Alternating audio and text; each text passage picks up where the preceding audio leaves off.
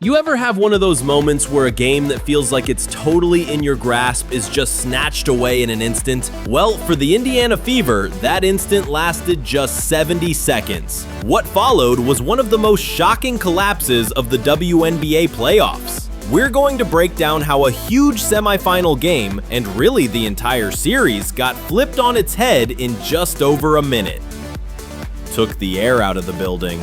That's what the winning coach said about a single moment in the game. It's such a perfect, almost chilling way to describe the sudden collapse we're about to get into. I mean, for almost 3 whole quarters, the underdog Indiana Fever were going toe-to-toe with an absolute powerhouse. It really looked like they might pull off this massive upset. So what happened? How does a game that's right there for the taking just suddenly slip away? Alright, so let's set the scene. It's Indianapolis, Game 3 of the WNBA Semifinals. The series between the Las Vegas Aces and the Indiana Fever is all tied up 1-1. And remember, Indiana had already stolen Game 1 in Vegas, so the stakes here could not be higher. And you really couldn't have scripted a better David vs. Goliath story. On one side, you've got the Las Vegas Aces, this dynasty in the making, just loaded with Olympians. And on the other side, the Indiana Fever, a team that's all about resilience, literally pieced together with signings because they'd been hit with so many devastating injuries. So how does an underdog even begin to compete with a giant like that? Well, for most of this game, the Fever had the perfect plan. And what's more, they were executing it almost flawlessly.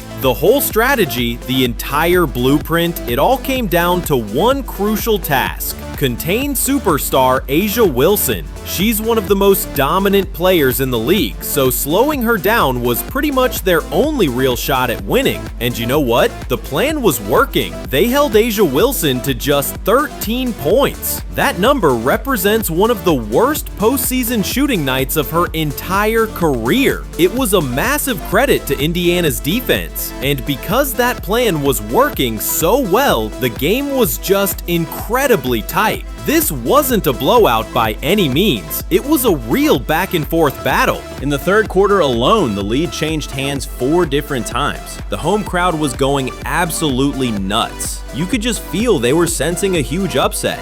Everything was pointing towards a classic nail-biting finish. And then, in just 70 seconds, the game completely unraveled for Indiana.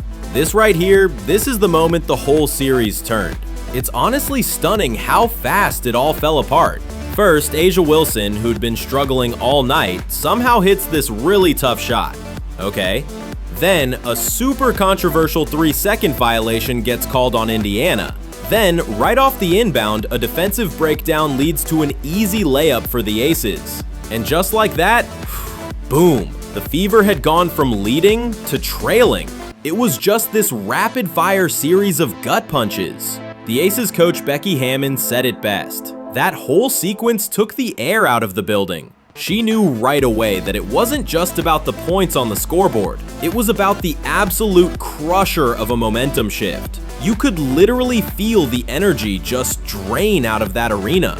So after that turning point, the game really became a tale of 2 completely different offenses. One just fell apart at the seams, while the other finally found its groove. After that crazy sequence, Indiana's offense just completely shut down. They went 9 full minutes without a single field goal. 9 minutes! In a professional playoff game, that's an eternity. It was just lights out. And really, the final shooting numbers tell you everything you need to know. The Aces were just ridiculously efficient, shooting over 50% from the field. Meanwhile, the Fever struggled to even hit 36%.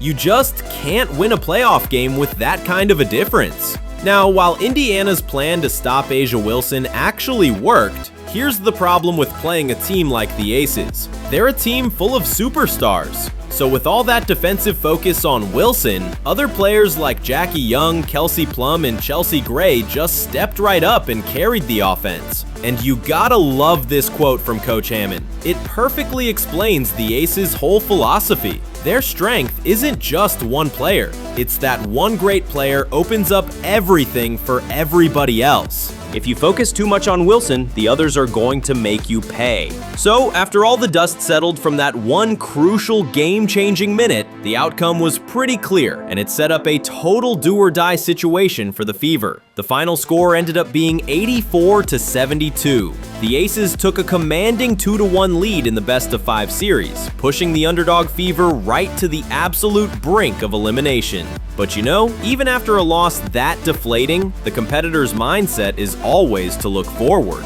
Indiana star guard Kelsey Mitchell basically said the team gave themselves one night to be upset about it, and then that's it. You have to turn the page and get ready for an elimination game. And that really leaves us with the ultimate question, doesn't it? The Fever had been this team defined by their toughness all season, their ability to bounce back. But after having a win slip right through their fingers in such a heartbreaking way, can that resilience really be enough to overcome a dynasty-level team with a trip to the WNBA Finals on the line? What do you think? Can Indiana pull off the comeback, or is Vegas just too powerful? Drop your thoughts in the comments, and don't forget to subscribe for more WNBA breakdowns.